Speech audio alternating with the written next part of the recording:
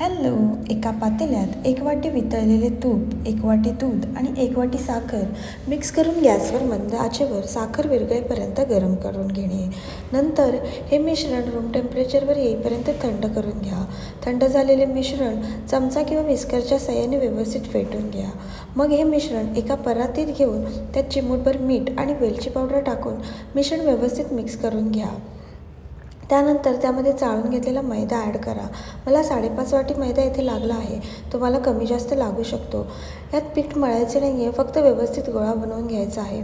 मग हे तयार केलेले पीठ अर्धा तास बाजूला ठेवून द्यायचं आहे. अर्ध्या तासानंतर त्याचे मोठे गोळे करून जाडसर लाटून घ्यायचे आहेत. नंतर कटरच्या साहाय्याने तुम्हाला आवडतील त्या आकारात कापून घ्या व तेलात मंद आचेवर तळून घ्या. तयार आहे खुसखुशीत खमंग अशी शंकरपाळी.